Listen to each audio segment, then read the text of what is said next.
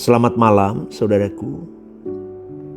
Ada sebuah cerita yang berkata bahwa Nyonya William Moon dilanda perasaan sedih dan murung.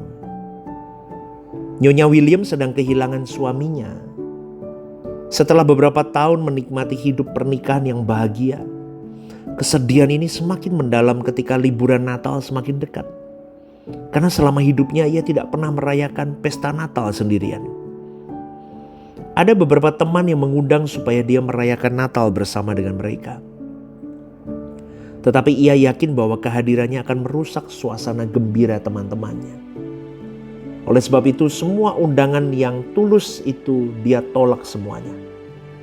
Bahkan sehari sebelum Natal, Nyonya Moon pulang dari kantor pada pukul 3 sore dan langsung berjalan-jalan tanpa tujuan sepanjang jalan, dengan harapan dapat menghilangkan rasa sedih dan rasa murungnya.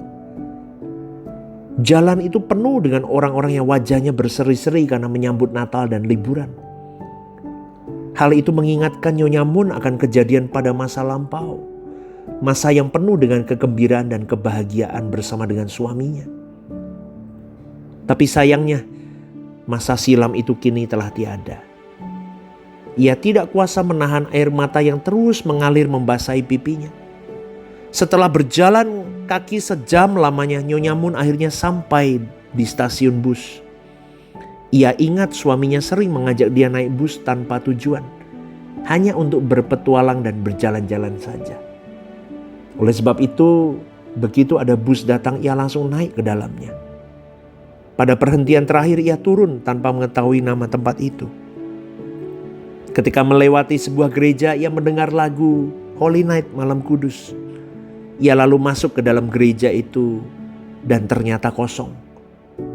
Kecuali hanya ada seorang pemain organ yang tidak menyadari kehadiran Nyonya Moon di sana.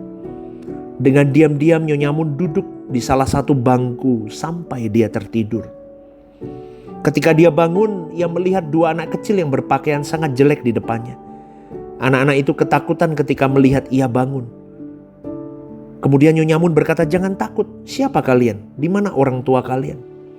Anak-anak itu menjawab, "Aku tidak punya ayah dan ibu lagi," jawab kedua anak itu bersamaan. Lalu Nyonya Moon mengajak mereka ke rumah Nyonya Moon untuk makan. Ketika mereka mengobrol dengan mereka sambil makan, Nyonya Moon sadar bahwa sebenarnya ia sangat beruntung.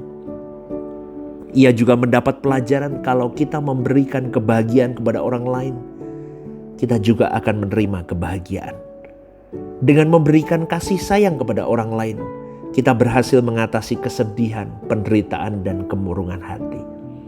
Cerita ini dilandasi di dalam Lukas 6 ayat 38 yang berkata begini, "Berilah dan kamu akan diberi, suatu takaran yang baik, yang dipadatkan, yang dikoncang, dan yang tumpah keluar akan dicurahkan di dalam ribaanmu."